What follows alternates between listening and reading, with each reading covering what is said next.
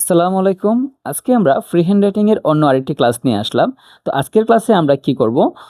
একটা ইমেইল কিভাবে বানায় লিখতে পারি বা ইমেইল কিভাবে ফ্রি হ্যান্ড রাইট করা যায় এটা নিয়ে আমরা লিখব। তো আজকের আমাদের যে ইমেইলটা এটার বিষয় হচ্ছে কি, তুমি তোমার বন্ধুকে ধরো তোমার বন্ধু খুব ভালো রেজাল্ট করছে পরীক্ষার মধ্যে, তার ওই ভালো রেজাল্টের জন্য তুমি তাকে অভিনন্দন বা কনগ্রাচুলেশনস জানাইয়া একটা ইমেইল লিখবা আরকি। তো এখন একটা জিনিস খেয়াল করো, ইমেইল লেখার ক্ষেত্রে তুমি যে কোনো ইমেইল লেখো না কি জন্য কিছু নিয়ম তোমাকে ফলো করতে হবে। যেমন কি, সবার আগে তুমি কি লিখবা, ফ্রম দিয়ে একটা ইমেলের ঠিকানা লিখবা। মানে এটা কি, যে পাঠাইতেছে তার ইমেলের ঠিকানাটা দিবা এবং ফ্রম দিয়ে যে কি ফ্রম, আমরা কি লিখলাম যে tanha035@gmail.com। এই যে @gmail.com দেখতেছো না এতটুকু, এটা হচ্ছে তোমার এটা ইমেলের কি বেসিক কাঠামো আর কি। মানে এটা প্রত্যেকটা ইমেলের মধ্যে কি এরকমটা থাকে আর কি। তো আমরা কি করব, ফ্রম tanha035@gmail.com দিলাম আর কি। তারপর আমি কার কাছে পাঠাইতেছি, এটা হবে টু। তো যার কাছে পাঠাইতেছি ওর ইমেল আইডিটা এখানে আমরা বসাবো। তো ওর ইমেল আইডিটা কি লিখলাম আমরা, দেখো আনিকা রহমান 20। আচ্ছা, @টা দিতে ভুল হয়ে গেছে। আচ্ছা, এটা হচ্ছে @, ঠিক আছে, কি gmail.com। তো দুজনের কি করবা, প্রথমে তুমি ইমেল অ্যাড্রেসটা দিবা, দেওয়ার পরে তুমি যে তারিখের মধ্যে পাঠাইতেছো ওই তারিখটা তুমি এখানে মেনশন করবা, যে ডেট 12 জুন 2026। ওকে, তারপরে তুমি সাবজেক্ট ক্লিয়ার করবা। তোমার সাবজেক্টটা কি, মানে তুমি কোন বিষয়ে পাঠাইতেছো। কনগ্রাচুলেশনস ফর ব্রিলিয়ান্ট সাকসেস, তোমার বন্ধু বা বান্ধবী যে আহ, পরীক্ষায় যে ভালো কিছু করছে, মানে তার যে ব্রিলিয়ান্ট একটা সফলতা পাইছো, হ্যাঁ, মেধার যে একটা সফলতা, এটার জন্য তুমি কি করবা, তাকে অভিনন্দন জানাইতেছো, মানে কি কনগ্রাচুলেশনস করবা। তাহলে এই যে চারটা লাইন দেখতেছো না, এটা প্রত্যেকটা ইমেলের ক্ষেত্রে কিন্তু একই রাখবা। তারপরে তুমি কি করবা, তুমি তোমার মেন কাজ শুরু করবা। তো তুমি কাকে পাঠাইতেছো, তোমার ফ্রেন্ডকে। তো এখানে কি লিখবা, প্রথমত প্রিয় আনিকা, এটাকে যদি তুমি ইংরেজিতে করো কি হবে, ডিয়ার আনিকা। এখন আমরা কি করব, এটার ভিতরে কোন কোন লাইন লিখব বা কি সম্পর্কে আমরা লিখব, এটার বিস্তারিত যে বাংলাটা আছে, বাংলাটা আমরা এখানে লিখে রাখলাম। এখন আমরা এটাকে কি করব, ইংরেজি করার চেষ্টা করব, কারণ বানায় যেহেতু লিখতেছি অবশ্যই বাংলা ধারণাটাকে কি করতে হবে, ইংরেজিতে লিখতে হবে। এখন এটার সম্পর্কে কি কি লিখব, এইটা হচ্ছে মেইন বিষয়। তো তুমি কি কি লিখবা, এটা যদি তোমার মাথার মধ্যে কাজ করে তাহলে ওই ভাবনাটাকে তুমি কি করবা, ইংরেজিতে বানায় লেখার চেষ্টা করবা। তো ধরো আমরা প্রথমত ওরে কি বললাম, যে এসএসসি পরীক্ষায় তোমার এই অসাধারণ সাফল্যের জন্য তোমাকে অনেক অভিনন্দন। একদম শুরুতে আমরা এটা লিখলাম। তো এখন একটা জিনিস খেয়াল করো, আমরা কি করছি, তাকে প্রথমে অভিনন্দন জানাই ফেলছি। তো অভিনন্দন যদি জানাই ফেলি আমরা কি লিখবো, কনগ্রেচুলেশনস। এটার তো অভিনন্দন ইংরেজি কি, এটা না, কনগ্রাচুলেশন।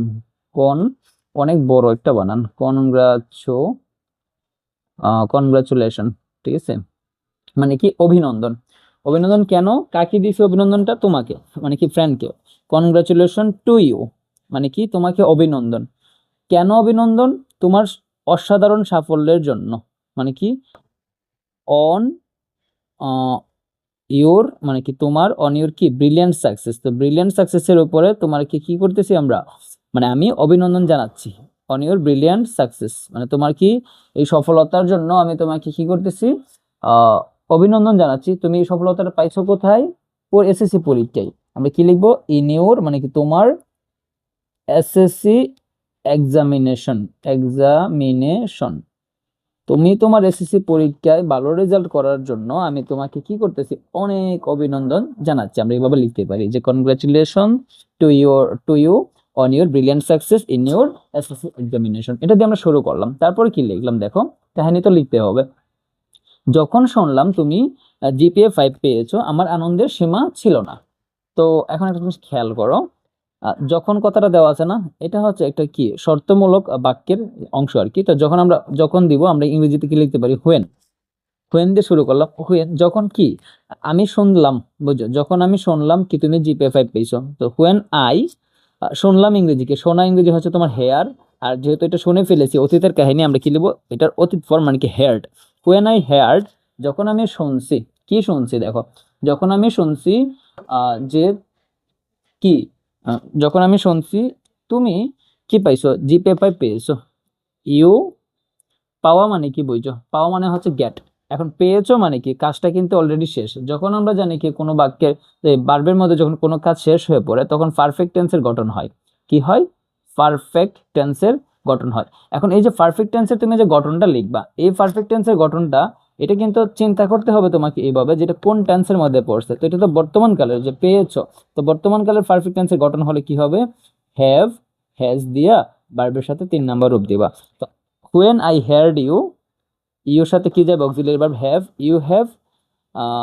পাওয়া ইংরেজি কি গেট, তো গেটের অতীত কি হবে, get, got, gotten, you have gotten মানে কি তুমি পেয়েছো, কি পেয়েছো, জিপিএ 5, জিপিএ 5, তুমি কি জিপিএ 5 পেয়েছো কোথায়, পরীক্ষার মধ্যে পাইছি আর কি। When I had you have gotten GPA 5, তারপর আমরা ক্ষমা দিব।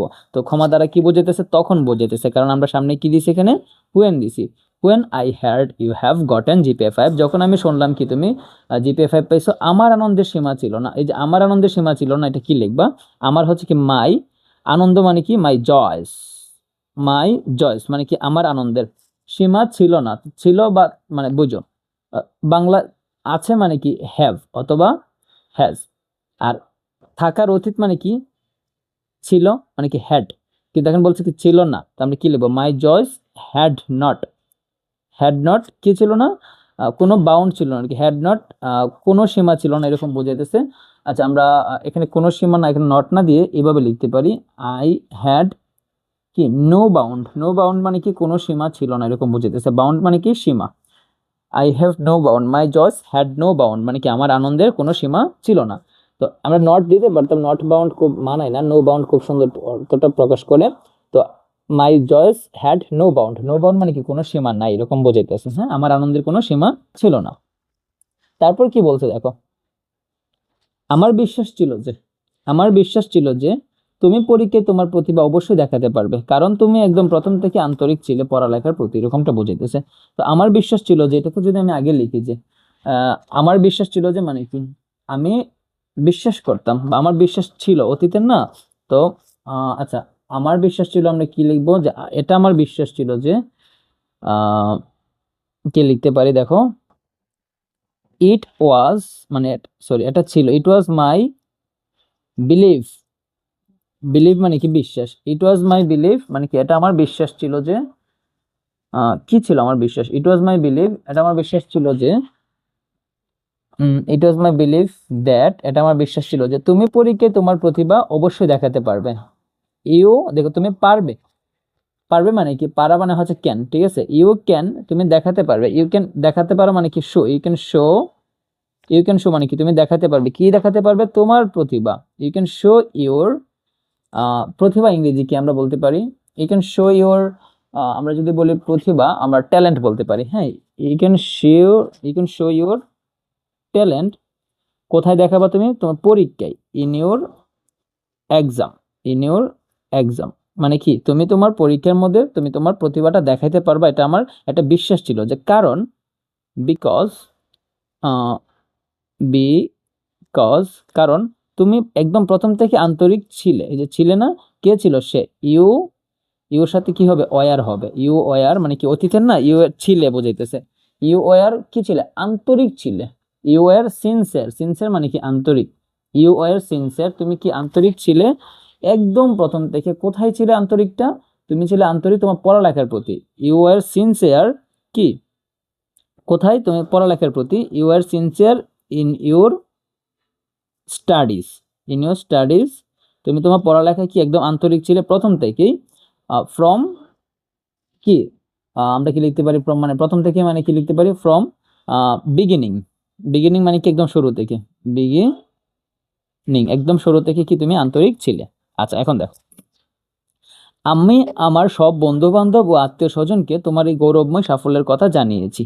তো এই কাজটা করছে কি, আমি না আই, আমি জানিয়েছি মানে কি অলরেডি আমার জানানো শেষ হয়ে গেছে, বুঝছো, আমার অলরেডি জানানোটা শেষ হয়ে গেছে। তো যদি জানানো শেষ হয়ে পড়ে তখন কি হবে, আই হ্যাভ, তো টেল মানে কি জানানো, বা এটা বোঝাতে বলছে আর কি, তো সব বন্ধু বান্ধবকে বলছে, তো টেলের অতীত কি হবে, মানে 3 নম্বর টোল্ড, আই হ্যাভ টোল্ড মানে কি আমি জানাই ফেলছি বা আমি বলেছি, কাদেরকে বলেছি, আমার সব বন্ধু বান্ধব, আই হ্যাভ টোল্ড মাই, আমার সব বন্ধু বান্ধব, my all friends, my all friends আমার সব বন্ধু বান্ধব, অ্যান্ড কাকে, আত্মীয় স্বজনকে, আত্মীয় স্বজন ইংরেজি কি রিলেটিভস, আমি ওদেরকে বলছি কি তোমার এই সব সাফল্যের কথা, অ্যাবাউট মানে কি এইগুলো সম্পর্কে, অ্যাবাউট ইউর কি গৌরবময় সাফল্য মানে কি brilliant success, about your brilliant success. এই তোমার ব্রিলিয়ান্ট সাকসেস সম্পর্কে কি করছি আমি সবাইকে বলছি বা জানাইছি। আমার বাবা মা তোমাকে আমাদের মাঝে পাওয়ার জন্য অধীর আগ্রহে অপেক্ষা করছেন। তার মা বাবা মানে তোমার বন্ধুর মা বাবা, সরি তোমার মা বাবা তোমার যে বন্ধুটার কাছে চিঠিটা পাঠাইছো বা ইমেলটা, ওরে দেখার জন্য কি করতেছে, অধীর আগ্রহে অপেক্ষা করতেছে। তো কে কাজটা করতেছে? তোমার মা বাবা, ওনারা হচ্ছে সাবজেক্ট, তারা কি করতেছে, অপেক্ষা করছেন মানে কি করতেছে অলরেডি। হ্যাঁ, দেখি লিখবা মাই প্যারেন্টস, মাই প্যারেন্টস এটা হচ্ছে সাবজেক্ট। মাই প্যারেন্টস তারা কি করছে, এই অপেক্ষা করতেছে মানে কি কাজটা চলতেছে আর কি। সো ওদের সাথে অক্সিলারি ভার্বটা কি যাবে, my parents are waiting. Waiting মানে কি অপেক্ষা করছে, কাজটা যেহেতু চলতেছে মানে কন্টিনিউয়াসের গঠন হবে, মানে কি অক্সিলারি ভার্ব দিয়ে আমরা ভার্বের সাথে আইএনজি দিব। মাই প্যারেন্টস আর ওয়েটিং, আমার মা বাবা অপেক্ষা করছে কিসের জন্য, তোমাকে আমাদের মাঝে পেতে। বুঝছো, আমার মা বাবা কি অপেক্ষা করতেছে টু, আমরা কি লিখতে পারি, তোমাকে দেখার জন্য, এটা এটা বলতে পারি যে তোমাকে পেতে বা পাওয়ার জন্য অধীর আগ্রহে। আচ্ছা, আমরা এখানে অধীর আগ্রহে কথাটা দেই নাই, যে মাই প্যারেন্টস আর ওয়েটিং ইয়েজারলি। ইয়েজারলি মানে কি, ইয়েজারলি মানে হচ্ছে তোমার কি আগ্রহের সাথে বোঝাইতেছে। ইয়েজারলি মানে কি আগ্রহের সাথে, মাই প্যারেন্টস আর ওয়েটিং ইয়েজারলি আগ্রহের সাথে কি করতেছে, অপেক্ষা করতেছে তোমাকে পাওয়ার জন্য। To get, to get you. আচ্ছা, টু গেট ইউ না দেখে আমরা কি লিখতে পারি, to meet you. To meet you মানে কি সাক্ষাৎ করার জন্য, টু মিট ইউ তোমার সাথে সাক্ষাৎ করার জন্য। আচ্ছা ঠিক আছে, যে আগ্রহ করতেছে। ওকে, শেষ। তারপরে কি, তাই আমি যত তাড়াতাড়ি তোমাকে যত তাড়াতাড়ি সম্ভব আমি আমাদের বাড়িতে আসার জন্য আমন্ত্রণ জানাচ্ছি। সো আই, আই কি আমি জানাচ্ছি, জানাচ্ছি মানে কি, মানে তোমাকে ইনভাইট করতেছি আর কি। তো এটাও তো চলমান, জানাচ্ছি বলতেছে। So I am inviting, so I am inviting you, তোমাকে নিমন্ত্রণ জানাচ্ছি যত তাড়াতাড়ি সম্ভব। অ্যাজ পসিবল, অ্যাজ পসিবল মানে কি যত তাড়াতাড়ি সম্ভব বোঝাইতেছে। হ্যাঁ, অ্যাজ পসিবল মানে কি, দুঃখিত আমি এখানে আগে এটা পরেরটা দিয়ে দিই, যে so I am inviting you, আমি তোমাকে কি ইনভাইট করছি কিসের জন্য, আসার জন্য, আমাদের বাড়িতে আসার জন্য। টু কাম মানে কি আসতে, টু কাম মাই হোম মানে কি আমার বাড়িতে আসার জন্য। As soon as, as soon as মানে কি যত শীঘ্র সম্ভব, ইংরেজি কি possible. As soon as possible মানে কি যত শীঘ্র সম্ভব আসার জন্য আমি তোমাকে নিমন্ত্রণ জানাচ্ছি। সুতরাং বুঝো এখানে কি বলছি, যে সুতরাং আর দেরি করো না। সো এটাই বোঝাইতেছে, সো আর দেরি করো না। আর দেরি করো না মানে কি, মানে তাকে আমরা কি করতেছি, একটা মানে অর্ডার করতেছি না, বা নিষেধ করতেছি আর কি। তো নিষেধ যখন করব তখন এটা কোন বাক্যের অন্তর্ভুক্ত হবে, ইম্পারেটিভ। ইম্পারেটিভ আর কি, ইম্পারেটিভ বাক্যের যে গঠনটা এটা কি সবার আগে কি বসে, একটা ভার্ব বসে আর কি। তো এখানে যেহেতু না করতেছে, সো আমরা ভার্ব বসাবো, কিন্তু পরে বসাবো। আমরা আগে কি বসাবো, ডোন্ট। না করলে কি বসাবো, ডোন্ট। কোনো কিছুকে নিষেধ করলে আমরা কি বসে, ডোন্ট। সো ডোন্ট, দেরি করা ইংরেজি কি, ডিলে। সো ডোন্ট ডিলে বা ডোন্ট লেট বলতে পারি। হ্যাঁ, তো আমরা কি লিখলাম, ডিলে মানে কি বিলম্ব করো না। So don't delay to come, আসতে আর দেরিতে করো না। টু কাম মানে কি আসতে তুমি আর বিলম্ব করো না। তোমার দিনটি শুভ হোক, তুমি তোমার সাফল্য উদযাপন করো। হ্যাঁ, তোমার দিনটি সুন্দর হোক, আমরা কি করতেছি, ওকে একটা মানে ওর জন্য একটা দোয়া করতেছি এরকম একটা। তো তোমার দিনটি সুন্দর হোক, আমরা কি লিখতে পারি, have a nice day. Have a nice day, তুমি খুব সুন্দর একটা দিন পার করো। অ্যান্ড এবং তুমি তোমার উদ্দেশ্য, সরি তুমি তোমার সাফল্য উদযাপন করো। অ্যান্ড ইউ, উদযাপন করো ইংরেজি কি, সেলিব্রেট।